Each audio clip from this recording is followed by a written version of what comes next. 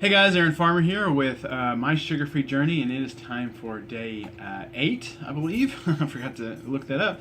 Day 8 in the 28-day sugar-free ketogenic weight loss challenge. I'm gonna change the name in my head eventually. So today what we're talking about is the role of stress, in weight gain. So stress also has an effect on weight gain. Science tells us that if you put animals or people in stressful situations, they will often eat even if they aren't hungry. Have you ever had a stressful day and just wanted to unwind with a pint of Haagen-Dazs? Why is that? What's going on there? Right on top of your kidneys sits your adrenal glands. The job of your adrenal glands is to secrete the hormone cortisol. Cortisol is your body's response to stress.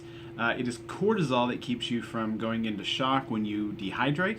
It keeps you awake when you're fatigued but in a stressful situation. It reduces inflammation.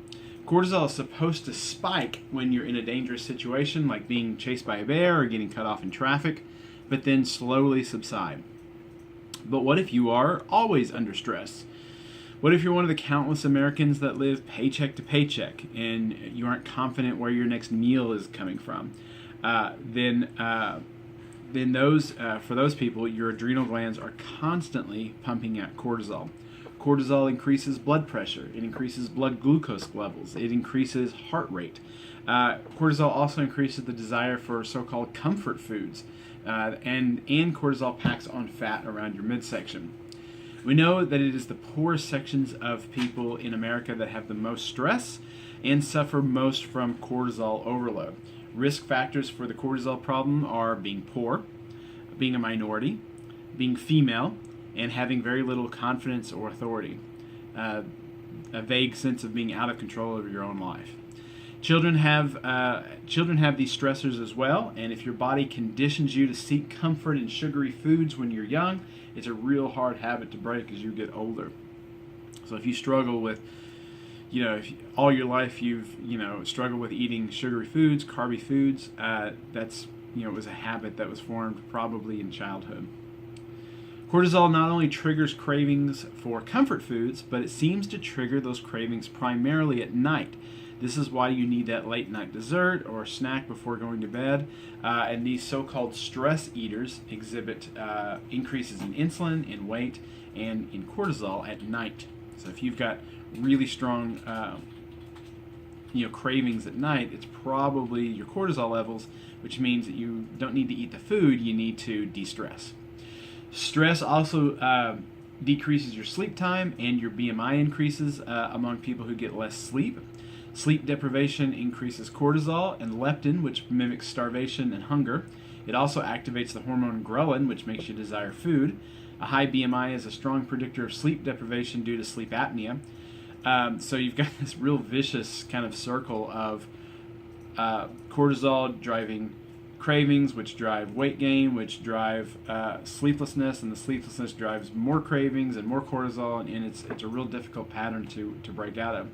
My wife and I used to be horrible snorers until we lost about 100 pounds each, and now we don't snore at all, and we sleep much more soundly now that a lot of this weight is off.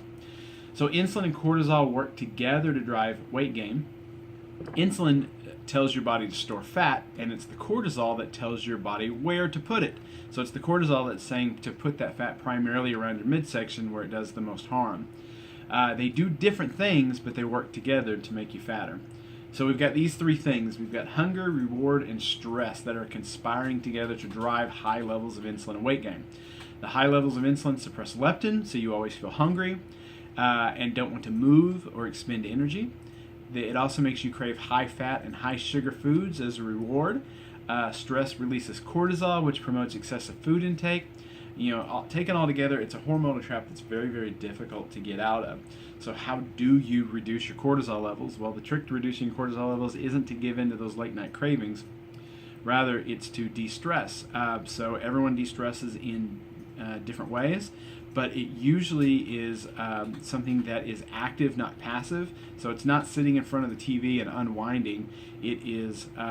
It's doing something active, stretching, going for a walk, getting some sun on your face, just engaging in a in an activity or some kind of hobby that you enjoy, being social, being around other people.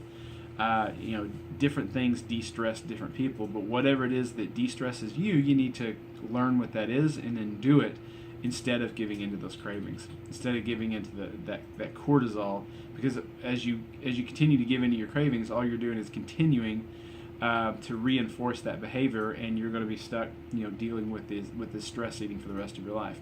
So de-stress. All right, appreciate you guys for watching, and check back tomorrow. We'll be back with the next part of our 28-day challenge. Thanks a lot. Bye-bye.